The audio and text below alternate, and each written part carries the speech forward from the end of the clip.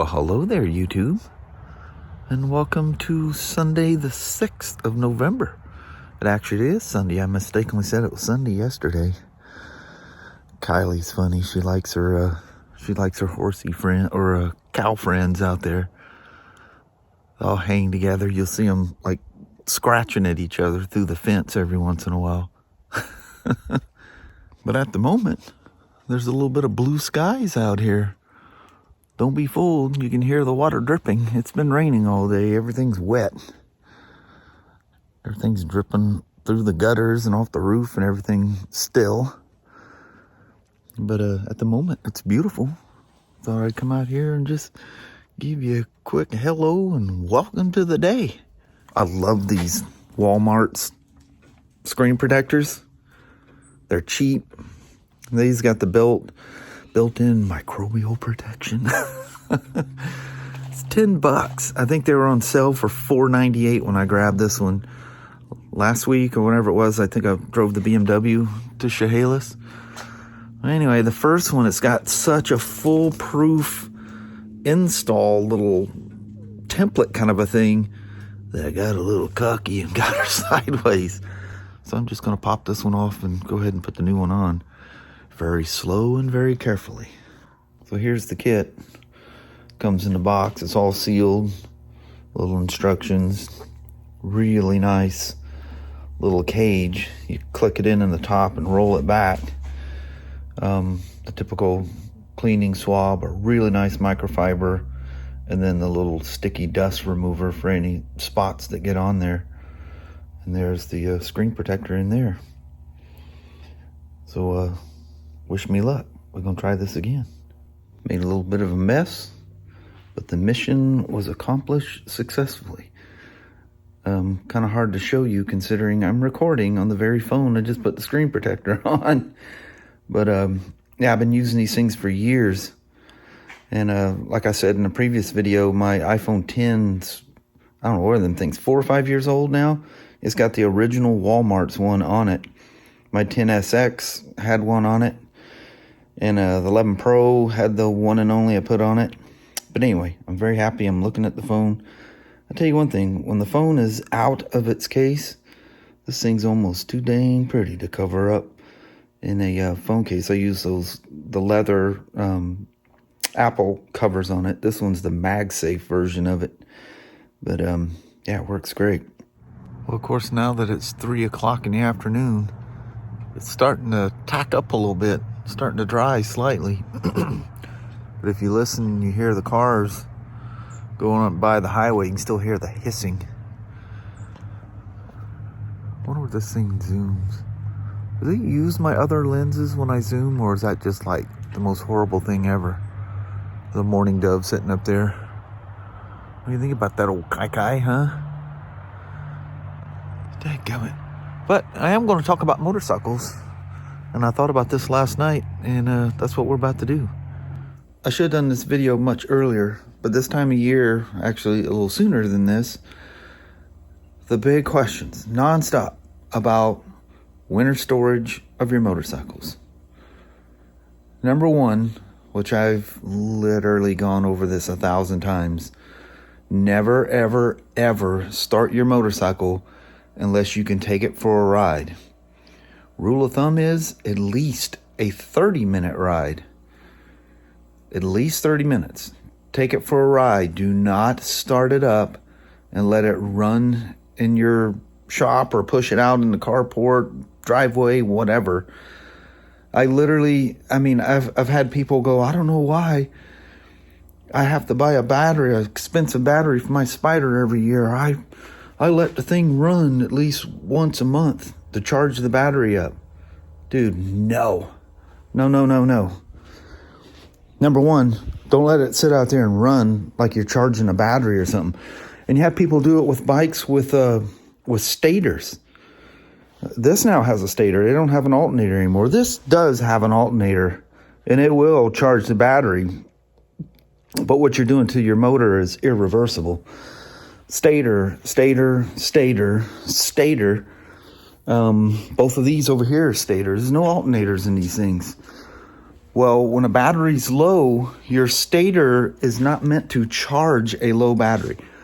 This has an alternator like a car, a low battery, it will charge. Stators, you'll burn them out. And if you've ever had to pay for, or even the cost incurred for replacing a stator, the old twins, the Spyder twins, and if it's a SE5 model, the cost of replacing that stator is staggering. They are meant to maintain a battery, not charge a battery. It is a maintainer. If your battery is low, you need to charge the battery. But for storage, you need to keep the battery healthy. I use Optimate 3s. I have these things all over the shop. This is one by Moose. And you can see right under the Moose name says Optimate 3. And I have some, I think the one on the iron over there is a Honda branded one. They're all Optimate 3s. We, at the store, from what we've seen, and literally thousands of motorcycles every year we go through, Optimate. I don't care, whatever, just buy yourself an Optimate. I have several of the Optimate branded, oh, here's a Honda one over here. But here's the Spyder. I just kicked this thing up to show you. These maintain the battery. Right now, it's in just an idle, just in a float state. Always have a tender lead. I have it coming up through the carpet here, and when I ride, because I stick my camera bag up here, I just shove it down in a little net hole. But otherwise, it just sits right there. We will stick them on that lower swing arm because some people don't like them being inside the cabin area. So if you bought a Spyder from us, it may have the tender lead right there. But some people, it's hard for them to get to it. Well, I plug things into my tender lead and charge them. I got those, I think it's through Battery Tender and Optimate both make those ones where you can plug it into this SAE connector and have a USB, 1 or 2 USB ports. So you can use it as a charging device while you're going down the road. The Harley here has a Honda branded one. Still, look under the Honda name, it says Optimate 3. That one's in a float stage too. The BMW, this is an Optimate 4, but this is a CAN bus Optimate because you charge BMWs through the DIN, through the port. And that ground module, the very ground module I'm having an issue with on the BMW controls all that. If I get a voltage spike in here or anything like that, it controls all those modules. And I think that's why I'm having a problem with that BMW is things got shorted out when it caught on fire, and I think it zapped that ground module. But anyway, so keep the batteries charged. Do not start that motorcycle. This has not been a thing for 50 years. Do not go out there and start your vehicle. My granddad used to talk about that. Yeah, you need to get the juices flowing. Because in the old days, the engines were so sloppy that like the crank and stuff like that, just laying against the seal would put a flat spot in the seal. Technology has changed a lot. You do not need to circulate the oil through your motorcycle. You need to have clean oil. Don't let it sit when the oil needs to be changed. If the oil's due to be changed, change it before you let it sit over the winter. And do not start that thing. It builds condensation inside the motor. The little drippy and all the fog you see coming out of your exhaust, that's happening inside the motor as well. And it takes about 30 minutes of riding to burn that out. And everything built pretty much after, I don't know, prior to 2010, anything that's a California model for sure. After 2010, it's hit or miss whether you have an evap system. Nowadays, they all have an evap system. That evap system takes that moisture from the crankcase, circulates it right back into the intake and back into the motor again. Half an hour riding. Do not go out there and start that thing up to get the juices flowing, to charge your battery. Dude, you're killing your motorcycle. Killing it. I've gone over this over and over and over and over and over. Nothing and everything gets the fuel stabilized. I set a couple of things out here. So use a fuel stabilizer. I fill the tanks every time I ride them. not the BMW because I ride it so much. But anyway, I treat them every time. I have a spreadsheet that keeps track of how much of my gas mileage on every single motorcycle. So I look and see how much, that first winter, I'm like, it may not be a bit for I ride this thing. So I'll top the tank off. I come in, I treat it based on the quantity of fuel in the tank. Quantity, not the volume of the tank, quantity. Like this thing. I mean, you barely get 5 gallons in this thing, but it's a 7.9 or whatever gallon tank. So quantity, not the volume of your tank. But anyway, use a fuel stabilizer that has the deal that inhibits the ethanol in the fuel. Doesn't make the ethanol go away. It basically makes the ethanol little molecules so they don't absorb water. So anyway, Stable brand, fuel stable. I know that's Honda, but it's made by Stable. So I treat it with the long-term stuff. Dirt bikes and stuff like that, like 2-strokes. Anything without O2 sensors, you can fog the engine. That's good. This works great for lubing items that, pivots and stuff, because the fogging oil clings really, really well to metal. So it won't wear off. Well, eventually it'll wear off, but it clings very well. If your bike's not in a controlled environment, use something like Silcoline Pro Prep, or the best thing ever. Not for this, actually cleans, but it also puts a silicone coating on stuff too. But spray your motor down. Just stand back with it and spray a mist on your motor. Don't get it on your tires or brakes. But that'll protect the engine from oxidizing from moisture and temperature changes in here. I don't have to do it in here because I don't have a problem. The moisture level stays great here year round. But like the aluminum, shaved off aluminum heads on this thing, dude, they need to be sprayed with silicone spray. That's a painted motor. It's not a raw aluminum motor. That's pretty common with Japanese bikes. You don't have to worry about it. BMWs are kind of the same way. But I've seen some of the silver motors on the BMWs oxidize. So if it's going to sit in a non-climate controlled area, spray it with some silicone spray. At the very least, some Pro Prep. And if you're desperate and you can't get a hold of Pro Prep, I'll send you a can. The Motul Shine and Go, I'm just not a fan. Doesn't hold a candle to the wind to the Silcoline stuff.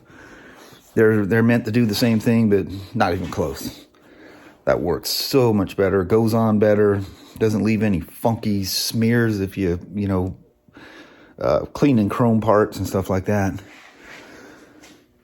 Fogging a motor, really not necessary as long as you don't ever start that thing up without taking it for a ride. 2-strokes, not a bad idea. Fogging watercraft engines are a big thing. 2-stroke dirt bikes if you're going to let them sit. But around here, this time of year, that's dirt bike riding season. So prep your fuel, keep your battery charged, spray delicate parts on your bike if it's exposed to temperature changes and humidity changes, and you'll be golden. Keep that fuel prepped. I just came home last night. It took 2.5 gallons to top off the iron, which is I'm surprised I didn't even have the fuel light on almost. But anyway, so these things have a little measuring thing. And you can calculate your, if you want long-term, short-term storage, you just squeeze the amount of fuel in there. But see, I keep the iron, the slim, and the Road King, and the DR prepped. So it's already dosed. I never heard of overdosing being a problem. But I go, okay, I put a gallon in. I treat a gallon's worth of the fresh fuel. That's just my theory. Whether that's working right or not, I don't know. But I never have a problem. I never have phase separation of the fuel. Of course, I always go and get non-ethanol fuel, but I still use the stuff with ethanol treatment.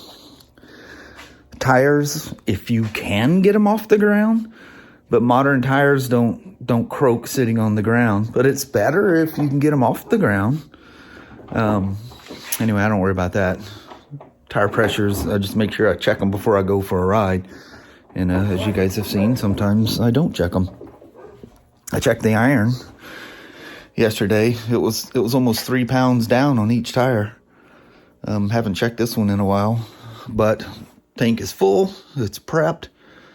She sets on a charger. Whenever I come back, everything goes on a charger. And you guys could see in yesterday's video, I unplugged the charger because I took it off when I rolled her out. But I don't know why I'm worried about that. I think that battery's getting weak. She's about 7.5 years old now. Anyway, winter storage of your motorcycle. There you go. Tried to say that as fast as I could. Still took 12 minutes to do it. All right. Well, hello there, YouTube. Man, what a productive day we had today. I mean, just getting things done. Yeah. Believe it or not, I think just everything's going on, whatever. We haven't even, we're just now putting up Christmas stuff. Kelly put up some stuff, lights around the porch and stuff like that, but we're working on tree and stuff inside the house. She's getting her little decoration things out, making her little displays and stuff. Yeah. Getting in the spirit, I reckon. Time. Yeah. Man, what a year. Crazy. Yeah. God, it's crazy. Today's the 6th. Before you know it, it's going to be 2021. Yeah. Let's hope for a better things year. A lot better, yeah. Yeah.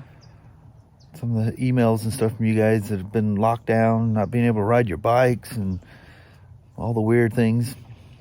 Crazy year. It is. Nuts for sure. It's one we'll never forget. That's for true, yeah. Let's hope that 2021 comes in with a whole lot more positive outlook. Yes. It's crazy, for sure. The Annie's, she's got herself a little hole going over there. I got to keep my eyeballs on her. I know it. She keeps trying to go over there and dig a little more. She He's thinks not there's looking. Dig. Something on the other side of the planet there she's trying to get through, I reckon. I think so. Root through there. But it's like 48 degrees out here, and it's past sunset, as you can tell. We just got some twilight going, which is nice. No ride today. It never did dry out. I can see the dirt road out there. It's just soaking wet. Yeah. And whatever I rode, it was going to be a mess by the time I got down to the highway. And it wouldn't be. I mean, it was a little bit warmer, but still. Yeah. You know, now it's damp and cold. That and getting the bike all dirty. You know, everybody with their trucks and log trucks and stuff going this time of year. Just, you ride when it's wet. You come back with a bike that looked like you went dirt riding on it. Yeah. It never works out very well. But anyway, Mama, I think, sorry, I keep paying attention to Annie. I'm going to get her for that hole over there. But anyway, we're going to roll out on you. Alrighty, well, thank you guys so much for watching. We really do appreciate it. We will talk to you tomorrow. Same smoke time, same smoke channel. Don't forget to give her a thumbs up. And you guys have an amazing Monday or Tuesday. Heck yeah. You guys can look back on the weekend and say you had a great one. Yes. I had a nice ride yesterday. Got some things done today. And it was nice. Yeah. It was a good weekend. It was. Felt relaxing. All right. Talk to you guys in the morning. You guys take care. Thanks now. Bye-bye.